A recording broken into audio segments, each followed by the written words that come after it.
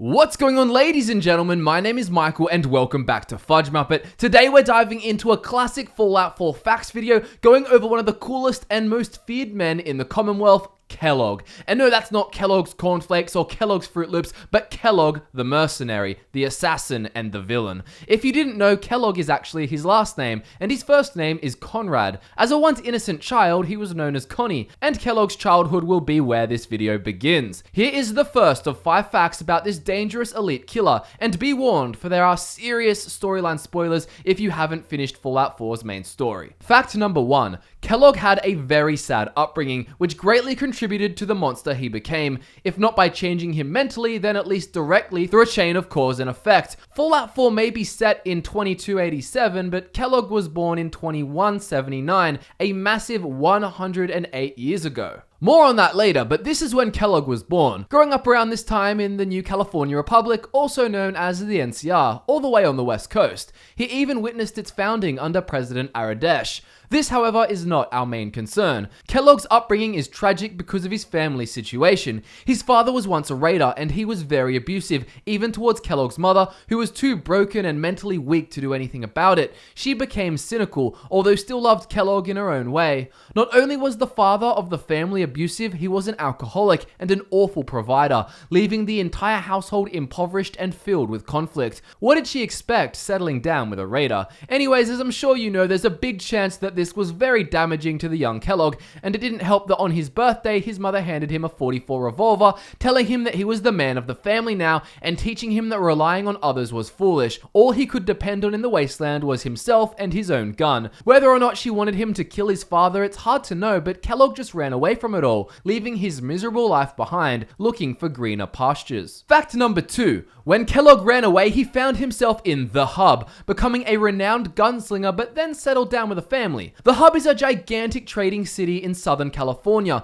It's relatively unharmed by the Great War, and it's highly populated with traders, gamblers, and travelers. Kellogg didn't know what would become of his mother after he left that life behind, but using the .44 revolver she gave him, he went on to earn a reputation as one of the best gunslinging mercs in the wasteland. He was respected by those in the Hub greatly, but fame was not too satisfying to Kellogg. He grew bored with it all, and meeting a woman named Sarah and falling in love with her, he moved to San Francisco to start anew. Here they were married and had a daughter named Mary. Kellogg had to provide, and with experience as a merc, he went straight back to it, the worst decision he could have made. He was quite successful, working for the group known as the Shi. The Shi are descended from the crewmen of a Chinese submarine, and ended up becoming a major research and development group that did its best to avoid wasteland politics. Kellogg killed for them as a hired gun, but this led him to make enemies that later killed his family. Many do suspect it was actually members of the Shi themselves, but the true identity of the murderers is hidden. He killed the attackers, but this loss tore Kellogg apart. He wished that Sarah had just stayed in the Hub and never met him, because then she would still be alive and probably be happier than she was with him.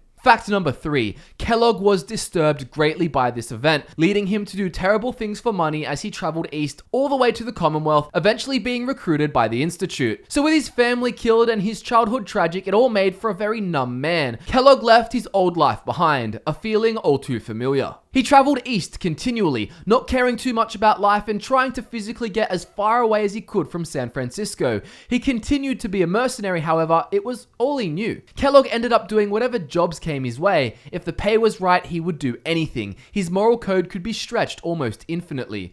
As time went by and he gained more and more experience killing people in the wasteland, Kellogg reached the East Coast, the Commonwealth. Eventually, Kellogg was contacted by the Institute, the mysterious organization of scientists who, at the time, were creating the first version of their synths. They were looking for someone with wasteland experience, as after all, this was something that even their best faction members lacked. He was hired to be their primary surface operative, but believe it or not, they weren't too pleased with his original work in the Commonwealth. Some of it even caused difficulties for them, and when he attended the meeting, he demanded seriously big bucks. The Institute wasn't having it to begin with, but after he dispatched 3 synths in close quarters combat in their first meeting, they couldn't help but hire him. By this stage, he was probably just as merciless as a Gen 1 synth. Fact number 4. Kellogg was enhanced drastically by Institute technology, hence his long lifespan, which I mentioned earlier, and this actually made many of the Institute scientists very jealous.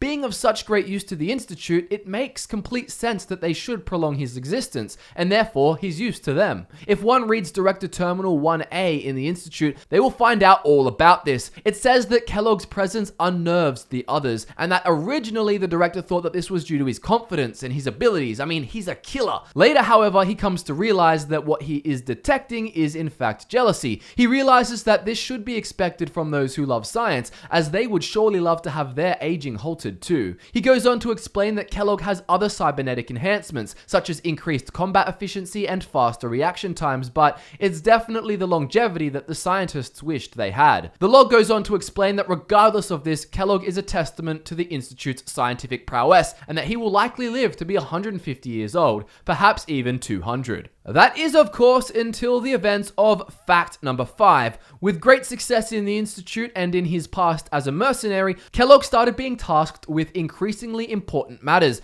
leading him to go to Vault 111, capture Sean, and then meet his downfall at Fort Hagen. Kellogg had to go to Vault 111 with a group of scientists in order to kidnap one of the cryogenically frozen residents. As you would probably know, the Institute needed a pristine subject to create their Generation 3 synths from. They needed someone uncontaminated by the wasteland's radiation, and who better than someone locked away in cryogenic stasis?